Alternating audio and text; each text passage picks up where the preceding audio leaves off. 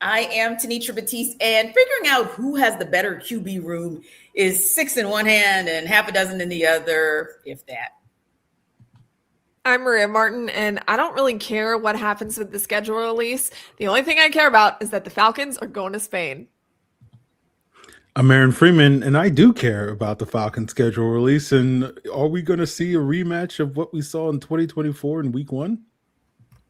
I'm Jarvis Davis, and I'm still trying to figure out how this benefits the players by going overseas for 16 games. ATL! ATL! Rise up, A-Town. It's the Falcons Squad. Everything Atlanta Falcons every week.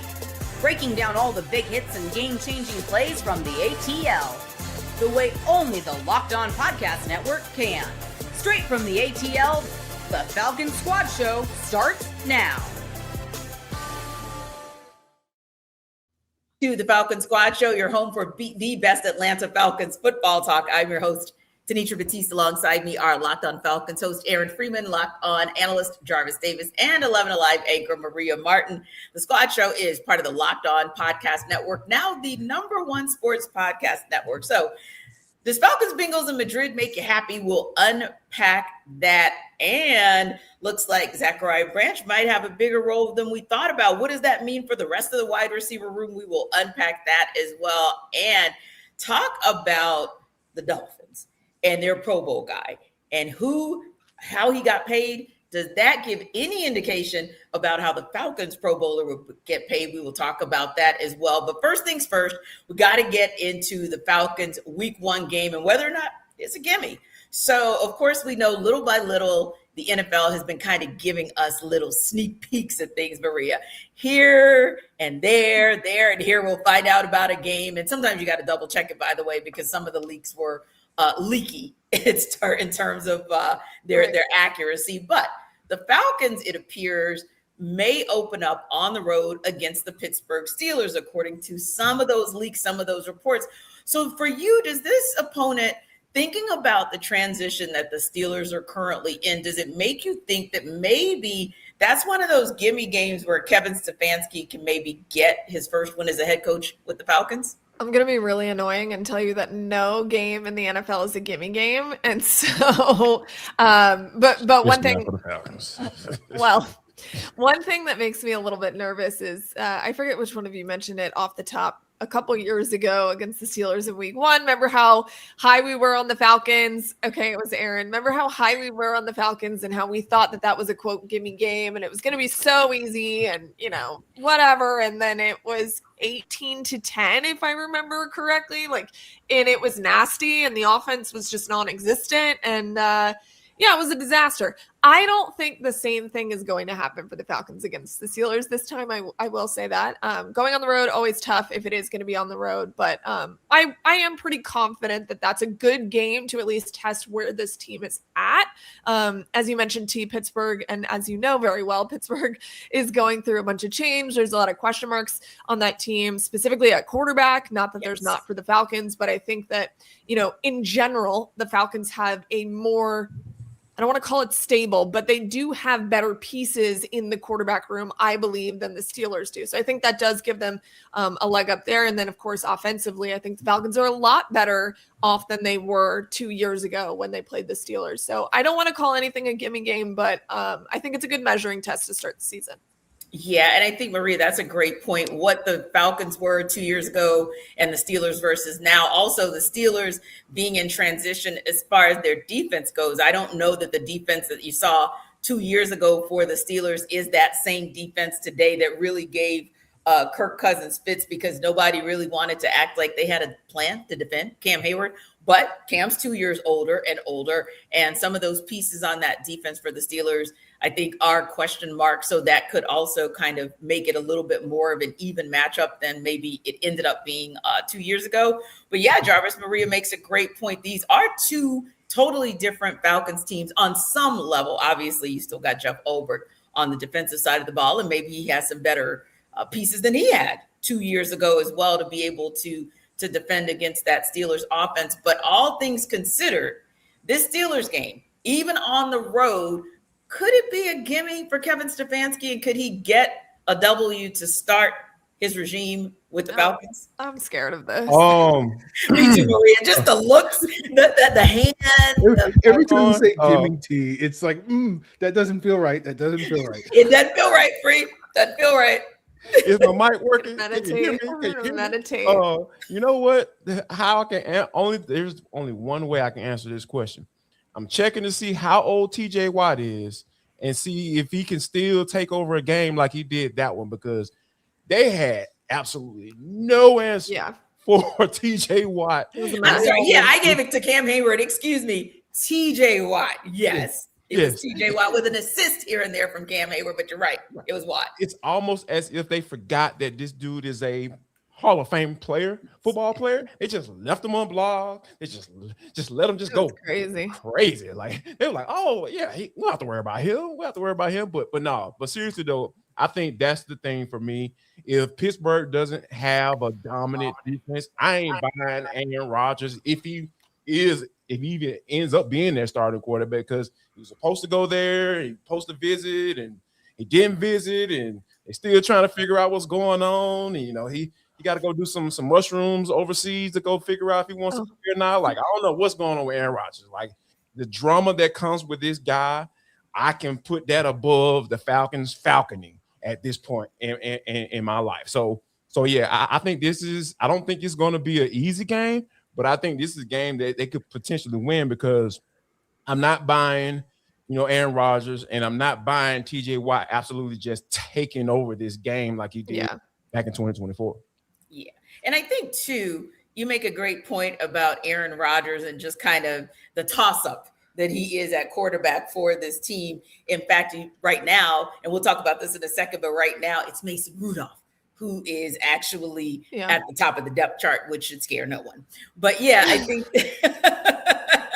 I think that you make a great point. I don't think a Jeff Ulbrich team makes that mistake twice. A Jeff Ulbrich defense makes that mistake twice, or I don't think a Kevin Stefanski led offense makes that mistake twice too, because Justin Fields did a little something to kind of turn that game as well, just enough for the Pittsburgh Steelers to win the game. But yeah, I think we're talking about two different teams, and maybe a little bit of get back doesn't hurt either to give the Falcons some motivation. And Aaron, when you kind of look at both of these teams and kind of how they stack up, it'll be an interesting matchup. But yeah, I think this might be one where, with Maria, I hate to ever call anything a gimme in the NFL, but if there's a gimme, this might be, because I'm not sure what that clusterfuffle is up there in Three Rivers.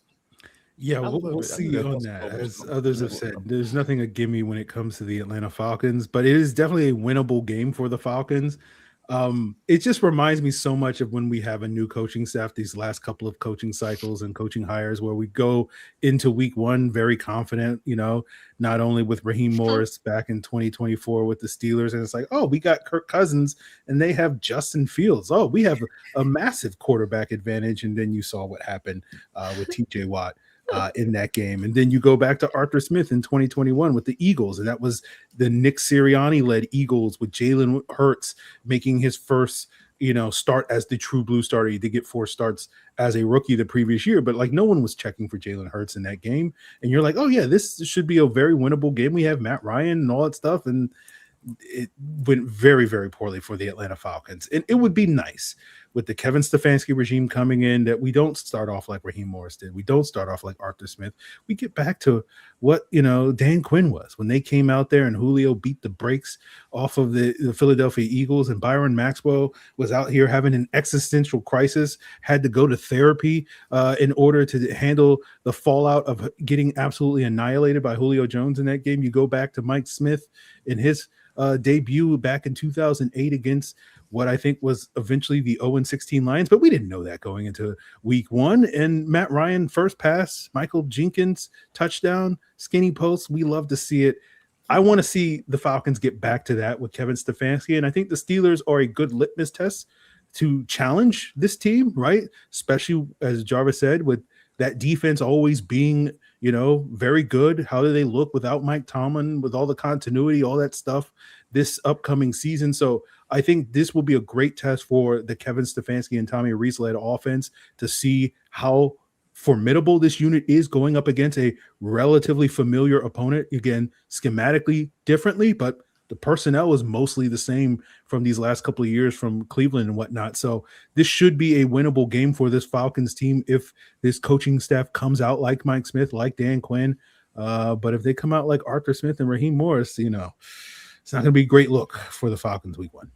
Yeah. And speaking of that, just in terms of where you may be able to take advantage, maybe regardless of which QB you have under center for the Steelers, the fact of the matter is you have some challenges there with them in their DB room. Like right now, one of their DBs, Sean Elliott, is injured, right? And then you've got the others. I mean, you got Joey Porter Jr. and Jalen Ramsey who could do some things for that team, which is great, but I don't know, that other safety, that other corner, there may be some opportunities that the Falcons can kind of take advantage of as the Steelers try to figure out what their secondary is actually worth, to be honest, coming into the 2026 season. But Maria, speaking of, nobody's going to be digging that deep in the trenches like we are here in terms of matchups for the Pittsburgh Steelers secondary versus the wide receiver room for the Falcons this early. Everybody's just looking at it high level, which is the QB rooms, right? They're looking at the fact that the Steelers have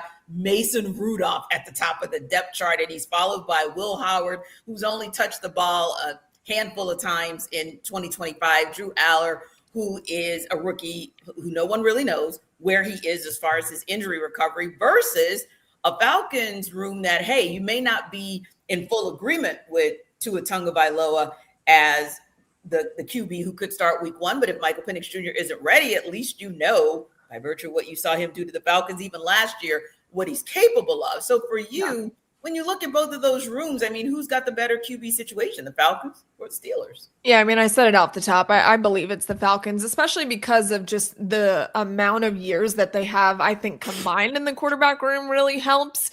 And beyond those two guys who the Falcons keep heading into the season, that's to be determined. I still think it's probable that they bring 3 quarterbacks into the season when you have 2 that are as injury prone as Tua and Michael. I think that would behoove you, obviously, but you just rattled off all those guys. Mason Rudolph has a ton of experience in the NFL, but you've watched him as a Steelers fan. I don't have a lot of confidence that Mason Rudolph is going to go out there and beat the brakes off of the Falcons by any stretch of the imagination. So, I mean, even on paper, I think the Falcons are in a way better position here. And regardless of who they tried out there week 1, I definitely think it's the Falcons that have the leg up. Yeah, I think it's one of those where you don't want to jinx them, but it's kind of like it's their game to lose almost, because, as much as I'm, like you said, Steelers fan, I never ever say I'm not a Steelers fan. You guys know I'm pretty obvious with that one. But, I don't see anything that tells me that Mason Rudolph is going to be a world beater against this Falcons defense. Yeah, I think one of the things when you look at it, go back to 2010, one Dennis Dixon, who was an excellent football player in college, but you went back with that one. Yeah, I had to pull it out of the crate, T, because I started going down a rabbit hole. I was like, why they can't beat the Steelers? And Rashad Mendenhall went bat crazy, running the football against this Falcons defense. And I look back at things like that, and when you mention Mason Rudolph and Drew Aller and Will Howard and all of these guys, I was like, oh yeah, we should beat the brakes off them. But hey, man, look, we have lost these games before. Should and will are 2 very different words when describing what the Falcons are capable of on a schedule. Yes. So I look at on paper, yes, absolutely, 1,000%. Falcons have the advantage in the quarterback room, and I think that when you have a veteran in Tua who has been really good in this league, that's the main reason why I give you the advantage. Then you talk about young talent and Drew Aller, Will Howard, I don't know, and then kind of just a little bit. I'm a little bit higher than that when it comes to Michael Penix too. Now I've seen some things that I like from Michael, but when it comes to putting it out on the field and being consistent, I mean, he's just as close to those rookies as I just mentioned. So I think right now the Falcons have the advantage for sure. And, going into this season, or going to the season opener, like you mentioned earlier, T. If Penix is not ready to rock, I mean, shoot, I'll take Tua all day, every day over anybody in that quarterback room right now for the Pittsburgh Steelers. And Free, can I just say this real quick as well? As Jarvis was talking about the QB room and Maria was talking about it as well, it also made me think about this. It's not just about who's in the QB room, but it's who are they throwing to.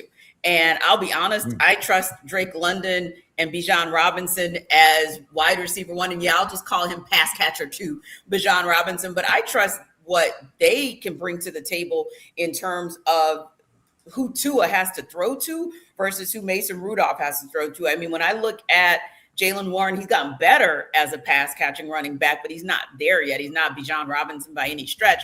And then DK Metcalf never really showed up like they wanted him to last year. They got Michael Pittman Jr. That might be a game changer. We shall see how he fits into McCarthy's offense. But on the same token, you have a rookie in Jeremy Bernard who could be good. But again, we're talking about a week one game. So Jarvis, when you guys mentioned that, it just made me think also it's not just about the QB, but who's the QB have to throw to.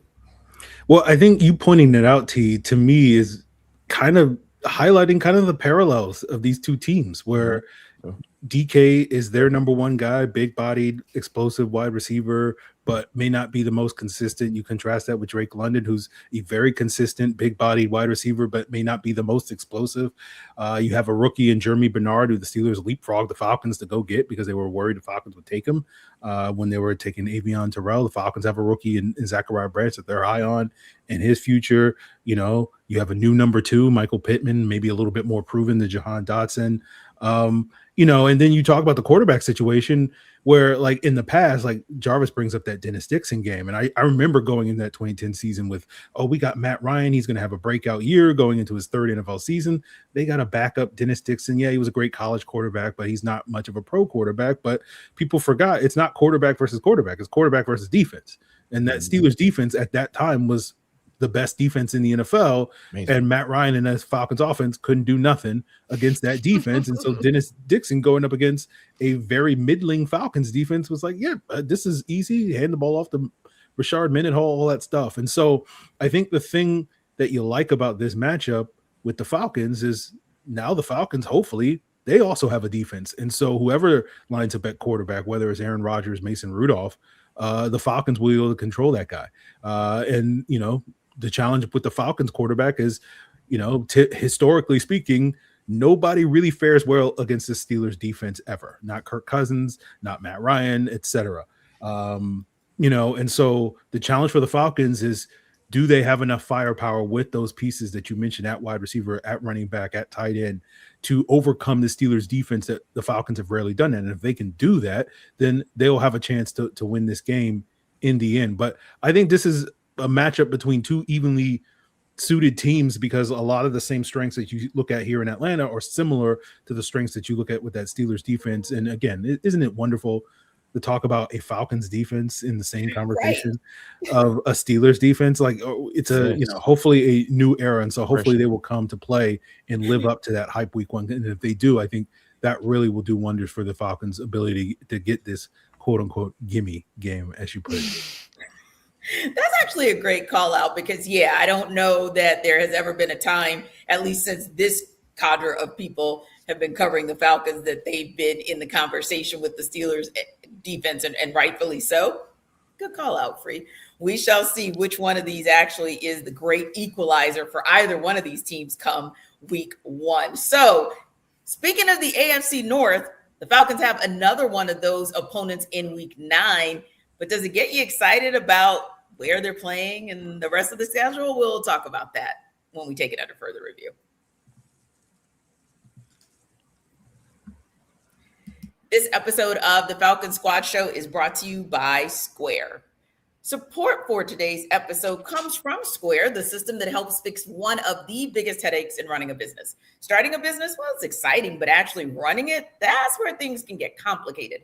Payments, inventory, staff scheduling, online orders, it's a lot to manage. That's why Square brings everything together into one connected system. Square helps you take payments, track sales, manage inventory, and keep your business running smoothly without juggling a bunch of disconnected tools. And one thing you'll notice is that some of your favorite local spots it's seamless because everything feels that way when they use Square. Checkout's quick, receipts are easy, and the whole experience just feels more organized. There's also a local coffee shop that you might love that they use Square, and it makes everything simple there too, from fast payments to loyalty rewards. So if you're starting a business or running one that deserves better tools, Square helps you sell, manage, and grow without slowing down. And right now, you can get up to $200 off Square hardware at square.com/go/locked-on-NFL. That's SQUARE.com/GO/locked-on-NFL. Run your business smarter with Square. Get started today.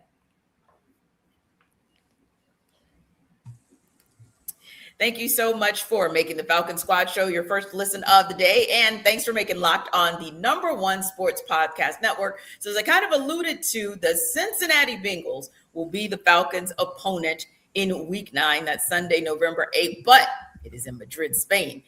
And so with that in mind, that international game, does that get you excited, Jarvis, about that game? I don't know if maybe you are making a trip to Madrid, but also are you excited about the rest of the schedule? At least the schedule that we know so far. I mean, it's okay, it's fine, because I'm assuming the players are at least going to enjoy part of their trip, right? Just with the idea of going over there and playing overseas, but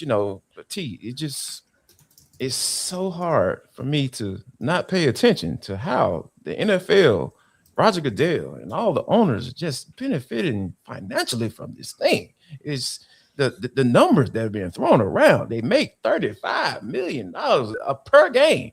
There's a potential $1 billion doggone separate television type deal they are trying to work out. And I'm just like, man, how does this benefit the players again? They get to travel overseas during the season and not get to go anywhere, so it just, it's cool, I guess, to go play overseas. But man, these owners, we giving up a home game. Best believe we got to get that bag back. And like, I think one of the Jaguar executives was like, we're going to make way more money than we would opening up the stadium down in Jacksonville. So I'm just like, okay. I guess this is a good thing, but yeah, I mean, I think it's pretty cool initially, but like it's hard for me to ignore the financial benefit from all these fat cat owners that are just making money hands over fist with this stuff.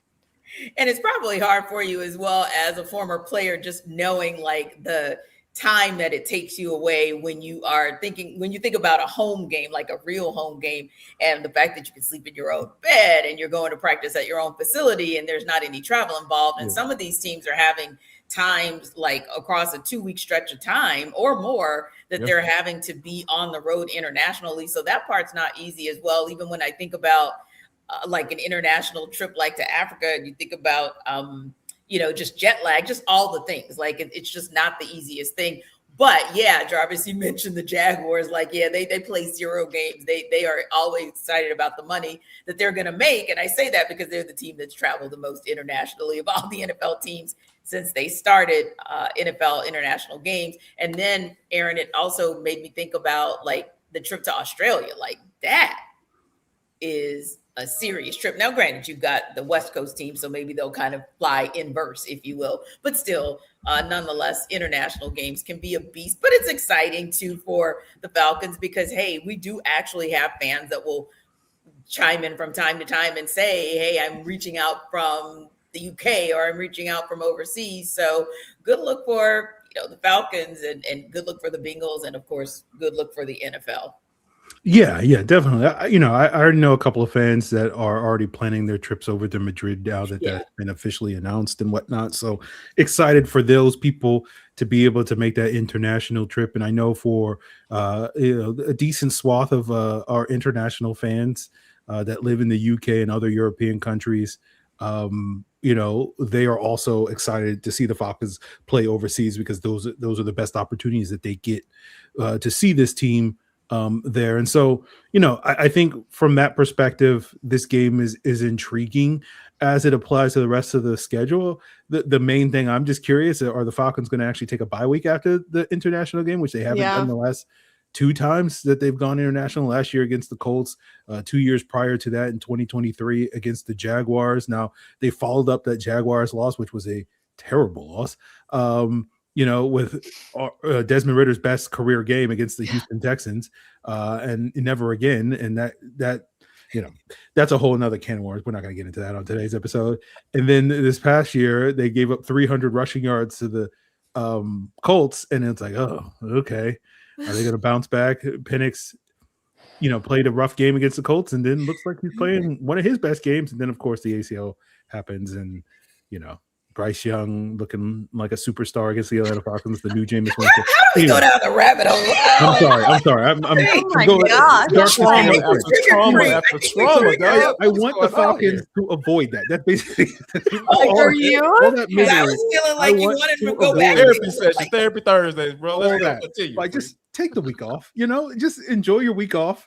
And so we don't have to deal with all that nonsense that always follows an international game these last couple of years. Let's get back to what happened, back in 21 when we went to London. We beat the brakes off the Jets, and then I think we came back and beat some other team, Washington or somebody like that. The Dolphins, right? Shout out to Tua. I want that. That's basically all I wanted to say. So sorry for going too dark there, going down memory lane. Did you guys ever watch That's So Raven? Yes. Literally, Aaron just had one of those moments where he was talking and he was like, and had this epiphany, remember? Yeah. I just saw that before my eyes. Other time at band camp. Oh my gosh. I just saw Raven Simone, right? Was it Raven? Yes. Yeah. I just saw Raven Simone and Aaron so much. That was incredible.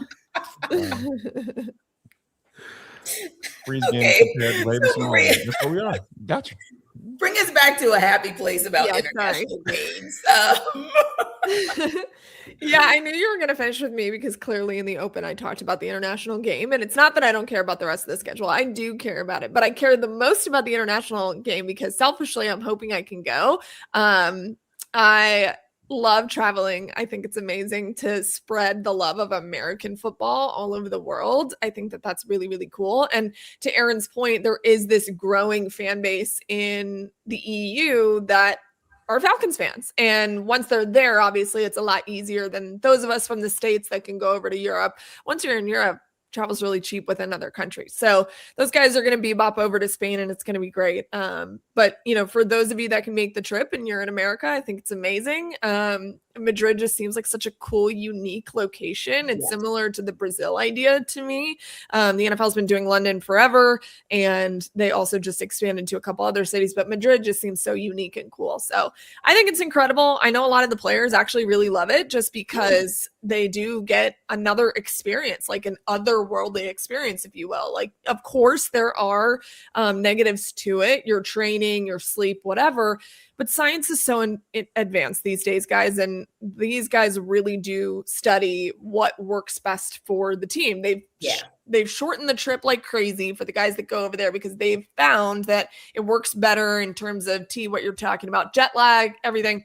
Once you go over there, the jet lag's not bad. It's coming back that's really rough on everybody. So, going there is not my concern. And I just think it's really cool. And to expand to the Spanish audience in Spain, I think it's amazing. I'm really excited about it. I'm excited the Falcons get to do it. And yes, the biggest question mark will be whether or not they have a bye week because we wanted that really badly last year. That did not happen. And I thought that the way the schedule was constructed last year was just going to be a very tough hill to climb.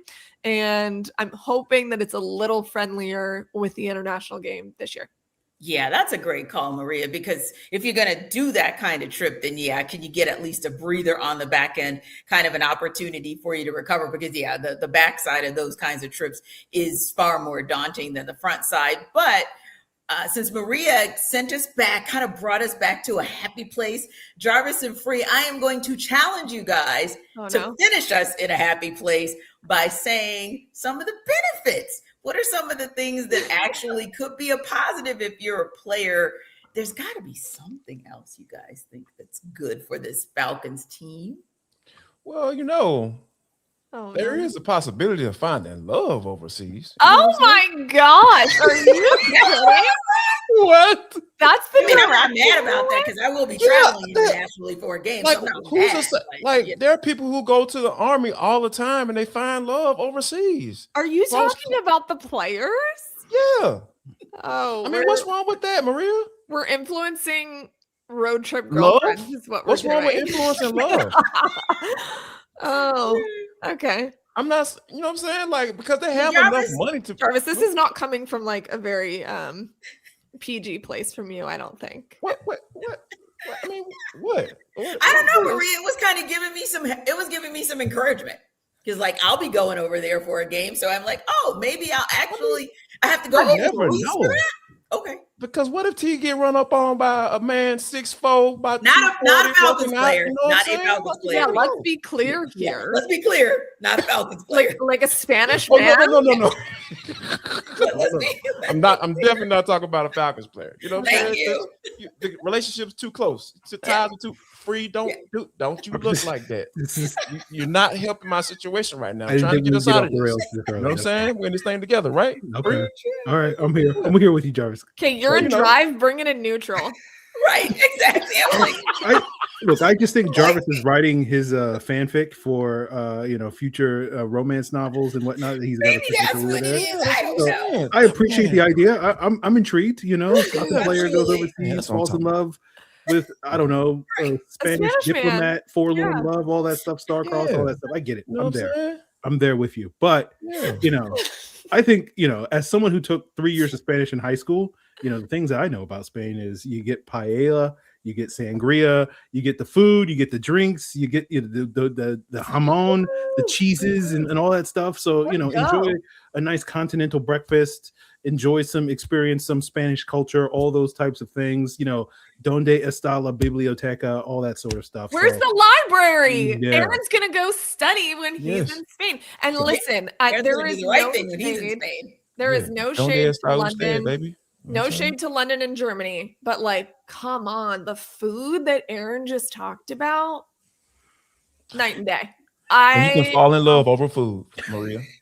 That's what I'm falling. I'm already in love, ladies and gentlemen. You're already in love, so you don't have anything to worry about. Yeah. No, well, I do. I have to worry about falling in love with the food, and I would like to do that. There we go. See, I'm telling you, we're off the rails. There's so many things. Yeah. The rails are gone. But although I will not be there actually, so hopefully I guess I'll have to brush up on my French because we're going to Paris for it's Saint Steelers. So yeah. That's so exciting. I took 3 years of French, and I'm from Louisiana, but I can't speak a lick of it anymore. But I'll brush up on it. And maybe, So we'll see. I guess that'll be the Chronicles, the Squad Show Chronicles for that week. Yes, we would definitely have to talk about that one. That's so exciting. I'm bookmarking a 4th segment right now. I feel it in my spirit. All right, continue. Sorry. Good. I'm glad you feel it in your spirit for the reasons that you feel it in your spirit. For me, not so much, but. That probably would take a whole entire other show to kind of break that down. Right. Anyway, Mm-hmm. What won't take a whole show, but might take a whole segment is the expansion of one particular wide receiver and whether another one needs to be concerned about said expansion. We'll talk about that next up.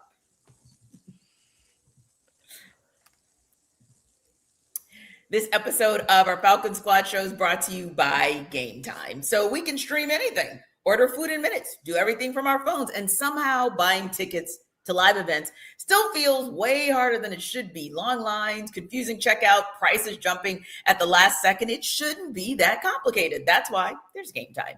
It gives fans the advantage and makes getting tickets fast and simple. So if you're looking for tickets, say for an upcoming game, like that game that I was talking about, maybe it's the Falcons game, maybe it's the Steelers game. It took me minutes to find, and it'll take you minutes to find great options for some of those games, or knowing that the Falcons are going to take on the Cincinnati Bengals. That could be an exciting matchup that you want to find out about as well in week 9 if you're kind of watching what the AFC North is doing, what the NFC South is doing. Now, the seat views, that's the biggest part of it for you, especially if you've never been to Heinz Field. So maybe you're that person who wants to go and support the Falcons. You want to know exactly where you're going to sit. Well, there are no surprises on your seat view, and there are no surprises on fees at checkout with Game Time. So take the guesswork out of buying tickets to every type of event with Game Time. Download the Game Time app, create an account, and use code Locked On for $20 off your first purchase. Now, terms do apply, but again, create an account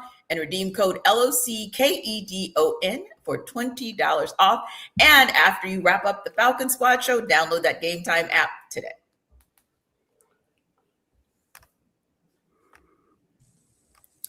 So, Aaron, Zachariah Branch might just have a bigger role in Kevin Stefanski's offense.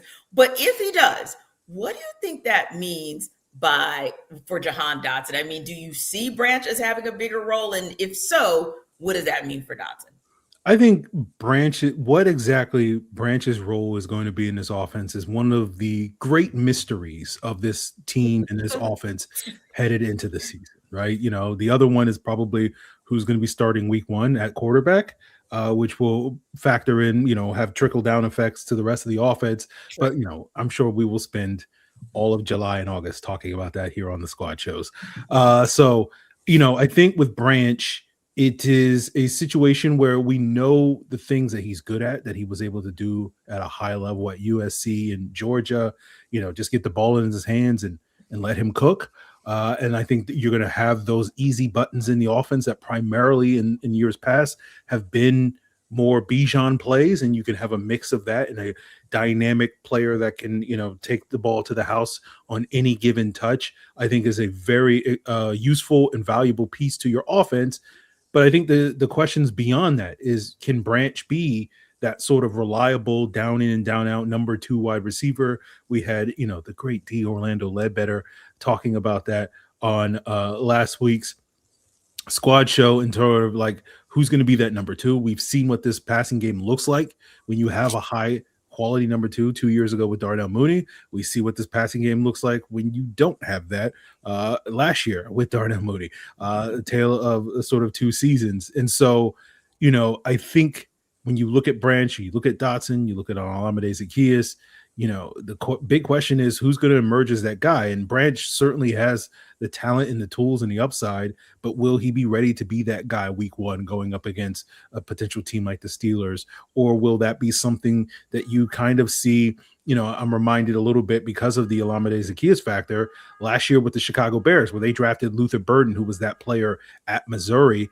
And it kind of took him until about midway through the season for him to kind of leapfrog Olamide Zaccheaus in the second half of the season. Is that something that we see with Branch and he's more of the number 3 by years in, or can he start the season as the number 2? And I think if you can get Branch to be that dynamic weapon that we know he's capable of being, that's going to be like, adding rocket fuel to this offense in terms of adding that explosive element beyond just Bijan Robinson. And I think that can do wonders if you can get that going early in the season as opposed to later.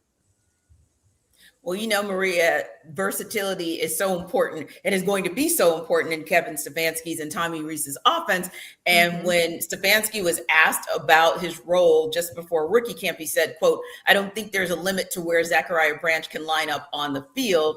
And that kind of explains why, hey, maybe you can think about the fact that he's going to have a more significant role. But the question becomes, A, do you think that as well? And B, if so, what does that mean for a guy like Jahan Dotson? Yeah, I mean, I think his role is going to be very versatile. I think he's going to have to, in order to be this down in and down out receiver that he thinks he could be, other people might think he could be able to. But I think the biggest concern is the comments around Jahan Dotson and kind of the tea leaves, tea as you like to call them, that have been placed around Jahan Dotson with guys like Matt Ryan and Kevin Stefanski and Ian Cunningham. They keep talking about this untapped potential with Jahan. And that to me signals that there is a pretty big belief in this player, that they believe that, there is untapped potential and there is a different level that Jahan can reach. And they've mentioned him being similar as Zachariah Branch in terms of the vision and inside outside guide, somewhere where you can slide him around and make sure that they're both very versatile. So I will be very, very interested to see how these two play out. Obviously, one of the biggest indicators of these moves was Cash Jones, and why you guys probably talked about him at length, him moving to slot receiver, which makes a lot more sense anyway, because I mean, the running back situation for Cash would have been such a big mountain to climb. So, yeah, I mean, I really think that this is one of the more intriguing things, especially because I think it was Ian Cunningham who called the wide receiver position a premium, in which it is. And it's, as we mentioned, for the last couple of months, the biggest question mark on this team aside from quarterback, because Drake London is at the top and then everybody else, TBD. Don't forget Olamide Zaccheaus is in there as well. So there's so many different moving pieces, I think, in the wide receiver room. But yeah, sure, Zachariah, if he proves himself in training camp, I think he could have a pretty big role in the offense. Yeah, and it's just like Maria said, Jarvis, there are kind of progressions that we need to see, if you will. There are progressions that Stefanski and Reese need to see from rookie camp to mini camp to training camp to determine kind of what they, if what they think they can do with Branch is what they'll absolutely be able to do with him.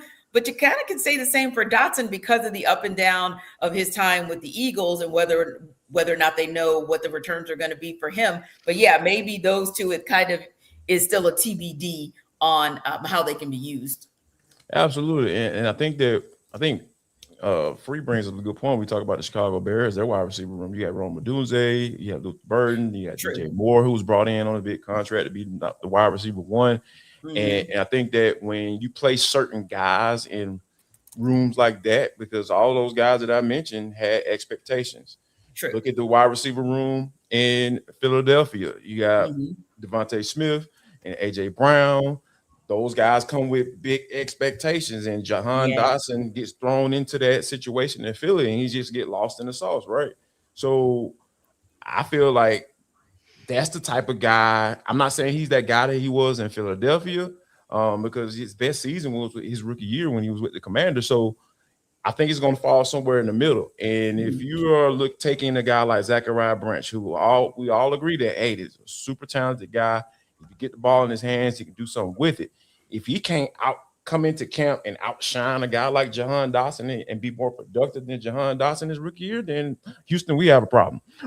So I think that, I'm going to assume that Zachariah Branch will have a bigger role in this offense because Jahan Dotson isn't that talented of a player. Even though you feel like you can unlock something from him, I don't think he's that talented player to hold back Zachariah Branch, because that Chicago Bears wide receiver room was pretty talented. And it took Luther Burden basically establish himself and learning how to be a pro to be able to start having some production towards the end of the year last year. Yeah, and you kind of look at a couple of other players in this rookie class, Aaron, and it's you kind of wonder as well what the biggest impact might be for them too. And the reason I say it that way is because Kendall Daniels, 4th round pick, Harold Perkins, 6th round pick, but they're not exactly your typical 4th and 6th round picks. We know that they really kind of fell there for injury and obvious other reasons. But that said, when you kind of look at Kevin Stefanski's mindset on it, looking at the versatility of Daniels and saying, quote, that he's ready to go, or his looking at Perkins and feeling the same way, by the way, in terms of versatility, but just kind of wanting to kind of see how to work through to determine what the vision is. I mean, is there any one of those two that you can say, hey, there's an early return that tells me he might have the biggest impact? Yeah, I think ultimately, for me, at least the way I look at those two guys, it kind of boils down to which do you think matters more, the coverage ability of Kendall Daniels or the pass rush ability of Harold Perkins? And what do you think is going to immediately translate for this defense this upcoming season? Because sort of watching Kendall Daniels, being that former safety, converting to linebacker, it's kind of reminiscent in terms of how he was utilized last year at Oklahoma to how the Falcons at times used Ronnie Harrison last year, a former safety that converted to linebacker, as that sort of third safety alongside Divine Diablo and Caden Ellis. And I'm expecting Daniels to have a similar role as the third linebacker, with Divine Diablo and now Christian Harris stepping in for Caden Ellis. But you're losing a lot in terms of what Caden Ellis brought as a pass rusher. And I think Harold Perkins, because of that ability that he has, can, not necessarily fill as big a shoes as Caden Ellis is leaving behind, but at least give you a little bit of juice in terms of those third and obvious situations when you can put 4 or 5 guys on the line of scrimmage and be able to blitz as effectively as we saw the Falcons do last year. So I think both of those guys will have roles for this team. Being, Daniels with the coverage ability, Perkins with the pass rush ability. Is it going to be like, oh, they're going to be high impact players right away? Maybe not, but those role players I think can add a lot of value to this defense if all the other pieces come to play. And for you, Maria, when you kind of look at Perkins and you look at Daniels and kind of see what they bring to the table, again, early returns, but who do you feel like maybe your gut tells you he's probably going to have the biggest impact? Both of these guys are really intriguing to me. But if I was going to lean on one, I'll bite and go a different direction as Aaron. I think it's going to be Kendall Daniels. I mean, he fits the prototypical guy that Jeff Ulbrich wants in his defense. And he's somebody that I think of Foye Oluokun. He was the same type of situation where he was a safety in college, then turned into an NFL standout linebacker who obviously went off and got paid a lot more money than he made with the Falcons. And so that's what I think of when I think of Kendall Daniels. And two, Brick loves these lengthy linebackers, and we know that the measurables around Kendall were outstanding at the combine. He put on a lot of weight in his later years in college, weight that stayed on, and he's very versatile. We keep saying the same adjective that I think is going to just be one that we talk about throughout the entire season. Versatility is something that is paramount with this coaching staff, and it's always been the same way for Brick. It's why Caden Ellis was so attractive to him as a linebacker, and do I believe that he's 100% going to go in and fill the absence of Caden Ellis? No, it's going to be really hard to do. Caden Ellis is such a special player. You guys know I stood on a table for Caden a time or two. And so, I do think that Kendall is the more intriguing one to me just by a hair because I love both of these guys. I think they both have tremendous upside, but Kendall to me is just so prototypical Brick. It's not even funny. And for you, Jarvis, which way are you kind of leaning?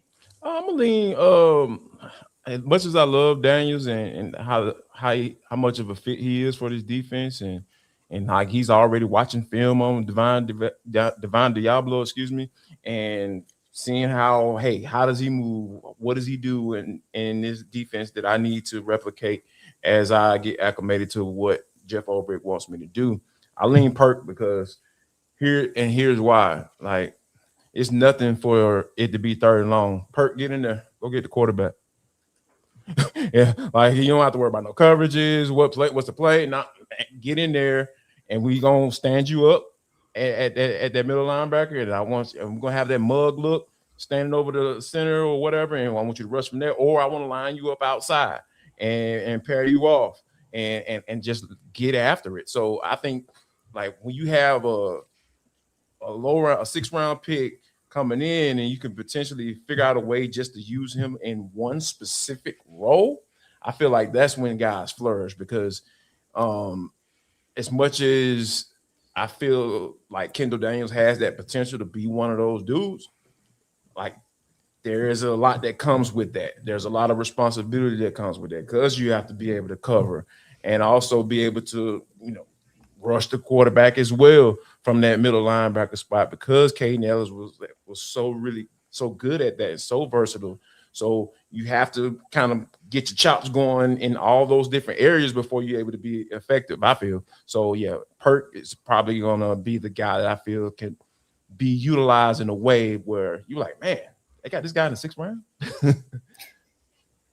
Yeah, I think that's going to be that's the hope, right? That you can at least look at them and even for Daniels for that matter and say, wow, got quite the steal in the fourth round. But yeah, definitely if you can get Perkins to be that guy in the sixth round, that would be tremendous. And in comparison, kind of, albeit different comparison, but from Maria's point of getting a steal in Foye and what he turned out to be, you kind of hope that you can get that same steal out of Perkins and maybe what he turns out to be as well.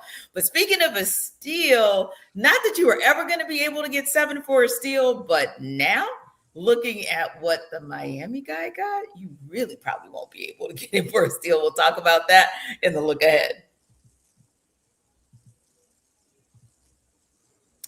This episode of our Falcons Squad Show is brought to you by Rocket Money.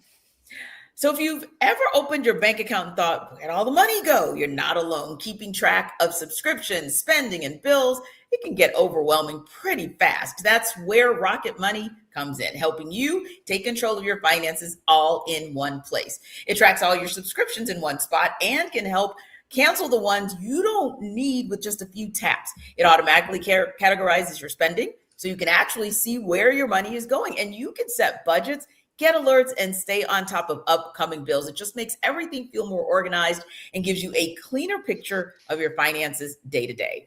Rocket Money is a personal finance app that helps find and cancel unwanted subscriptions, monitors your spending, and helps lower your bills so you can cash in and grow your savings. So again, think about this. How many times have you looked at your bank account and seen one of those auto renewals that you totally forgot about? And then either you lose the money or you got to go down the rabbit hole trying to get a refund from said company. Well, if you got Rocket Money, won't happen because all your subscriptions will be tracked in one spot, and Rocket Money can help cancel the ones you don't need with just a few taps. So let Rocket Money help you reach your financial goals faster. Join at rocketmoney.com/locked-on. That's rocketmoney.com/locked-on.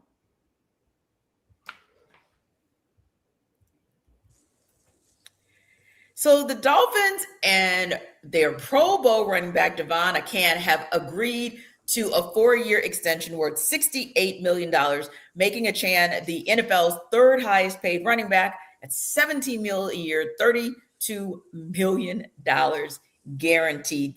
Pretty darn lofty numbers for a running back. And think about this. When you kind of look back at his numbers, for example, last year, they were pretty solid. 238 carries, 1,350 yards, 8 touchdowns, netting almost 6 yards per carry. And he's also a guy who's gotten increasingly better over his 3 seasons with the Miami Dolphins.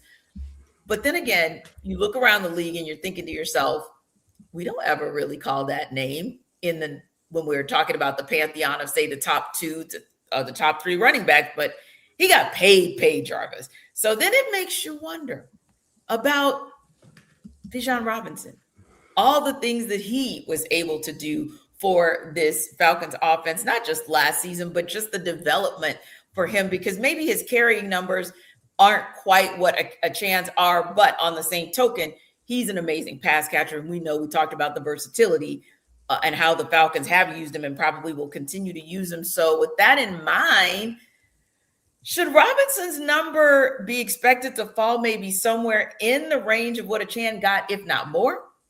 Oh, it's definitely more. His annual salary is going to start with a 2. And Jahmyr Gibbs is probably going to come right behind him and get a couple $100,000 more when he gets ready to sign. So because like when you look at these guys, Devon Achane he's a really good running back. He's explosive, and we understand what he brings to the table. But Bijan is Mr. Blue Magic. He's the best running back in the game. I'll throw that out there. I know people want to put Christian McCaffrey in that conversation. I get it. But like when you're talking about up and coming, the next guy, Bijan Robinson is that. He made All-Pro, first team All-Pro last year, and 2-time Pro Bowler.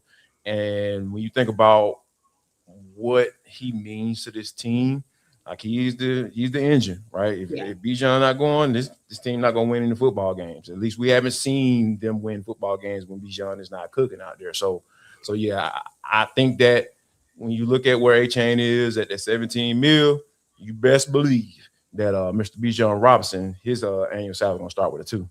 Yeah, no, and I think that's fair, Jarvis, because if you look at where the rankings are typically, there are actually some organizations, some media, some outlets that have Achane outside of the top 10. And if he gets in the top 10, he breaks at the bottom of the top 10, whereas you're always having that conversation and you're always seeing these rankings, if you will, have Bijan Robinson right at the top of the food chain. Jahmyr Gibbs, you mentioned, top of the food chain as well. Of course, CMC. We know Saquon Barkley had an off year, but still Saquon is in that top conversation. And then there's Derrick Henry, Kenneth Walker III. Do you know how many players I just mentioned? But I mean, literally, those 6 are the ones that are consistently mentioned interchangeably in that top 5 or 6 before Achane. But yet, he got a payday, Maria, and it has to make you think Bijan is about to get one too. There is not a single doubt in my mind that Bijan's number will not start with a 2. Like, it's going to start with a 2. It's 100% Aaron Free guarantee. I think Bijan's going to reset the market. And then, similar to what Jarvis said, Jahmyr Gibbs is going to come behind him and sign a deal that's just a little bit more expensive. But, Bijan deserves a salary that starts with a 2. And I think it's a lot of the reason why on the front end of that, the Falcons have been figuring out cheaper ways to navigate their roster. They're setting up for what are going to be very expensive deals. And that includes Bijan Robinson. There is no rhyme or reason why he should ever walk out of your facility. You need to pay him whatever he's worth. Back up the Brinks trucks. It's going to have to happen. He's deserving of the contract that he's going to get. He's deserving of the money that he's going to get. I mean, this is a once in a generation player. And when you have someone, not just, he's the 3rd best running back out there, and no shade to Devon for sure, but he's the 5th best running back out there. No, this is someone that when you see him and you're around him and you experience him, once in a generation, truly. So, yeah, it's going to start with the 2. He'll reset the market, and Bijan's going to get paid for sure. Yeah, I think that's a great call, Maria. He's probably going to reset the market. Either him or Jahmyr Gibbs, they're like 1A and 1B. Yeah. Who's going to end up setting it ultimately, but I think he's in that conversation. And yeah, Aaron, Maria mentioned it just in terms of what he brings to the table, being a generational player, and the fact that you can't overlook his importance to this offense. Jarvis mentioned it as well. Like, Bijan's that type of guy who literally could win you a game almost on his own. So when you look at him versus Achane, and granted, we know the Dolphins have been a clusterfuffle, so we won't leave it all, we won't leave it all at his fate that he's not necessarily in that top 6 because, well, the Dolphins. But that's not Bijan's problem, because Bijan has been in a challenging situation since he's been with the Falcons as well, whether it's instability at quarterback, whether it's instability here and there due to injury with the offensive line, the changes on the sidelines, and yet he still thrives. So you got to think that he's going to get paid handsomely for it. Yeah, and I'm going to zig while everybody else is zag, and I don't think Bijan's contract is going to start with a 2. I think it's going to start with a 1.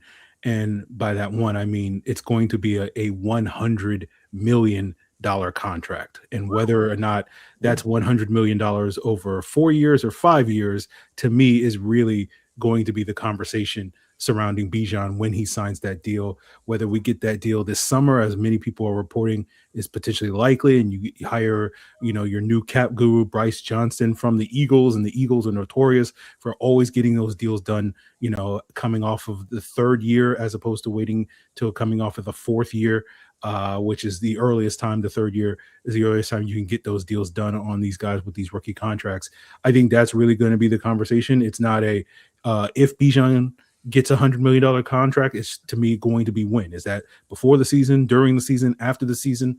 Obviously, Drake London is going to take priority over Bijan in terms of that extension, just because Drake is a free agent after the season, and Bijan, because of the 5th-year option, is cost controlled for at least another 2 years.